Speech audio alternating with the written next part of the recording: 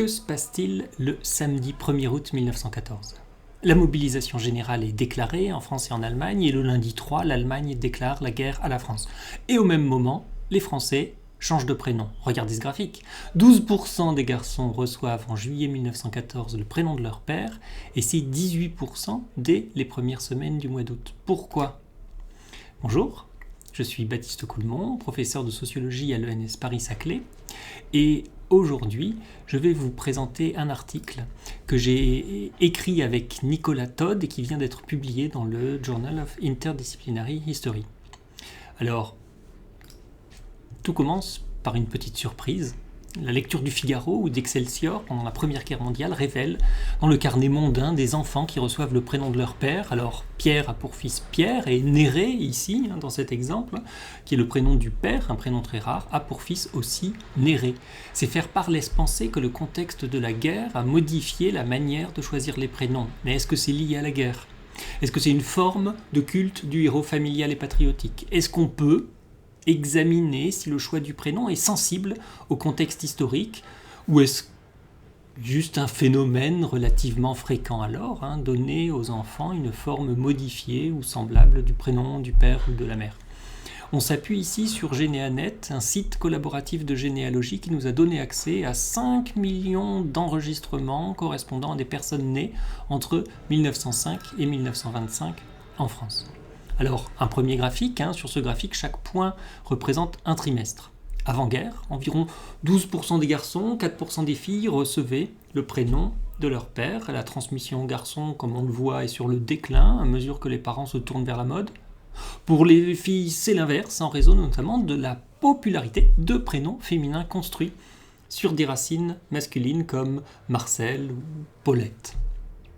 Ce qui permet à des prénoms paternels d'être transmis mais sous la forme de variantes à la mode.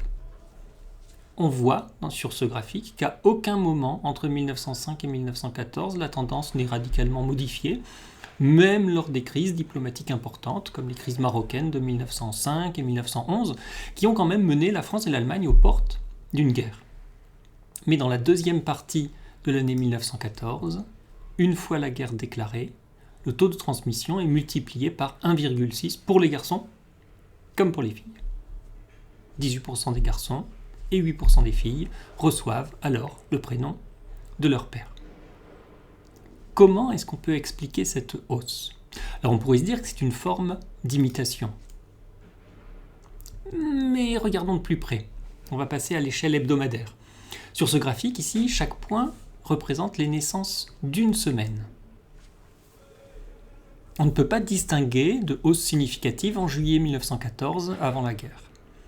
Un accroissement brusque, en revanche, est visible dès la première semaine d'août, du lundi 3 août au dimanche 9 août, dès l'annonce de l'ordre de mobilisation générale. En une semaine, on passe de 14% à 17%. L'effet est presque aussi rapide chez les filles.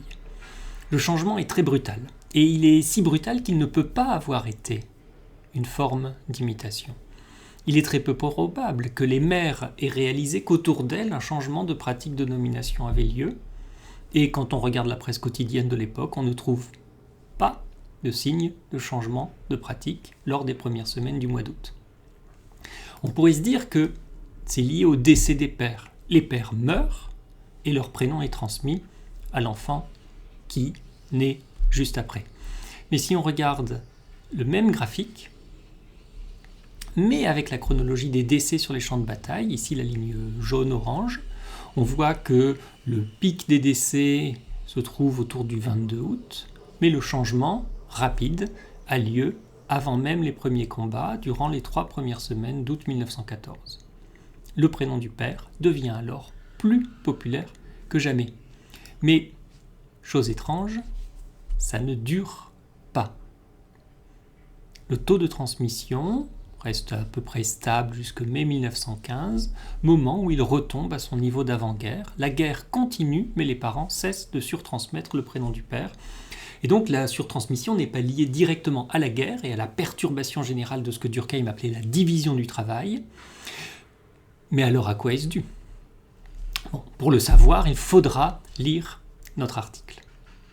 On a vu en tout cas qu'une tradition anthropologique sur le déclin La transmission de prénoms d'une génération à l'autre a reçu en août 1914 un nouveau souffle dans des familles soudainement confrontées à une perspective d'horreur qu'elles n'avaient pas anticipée.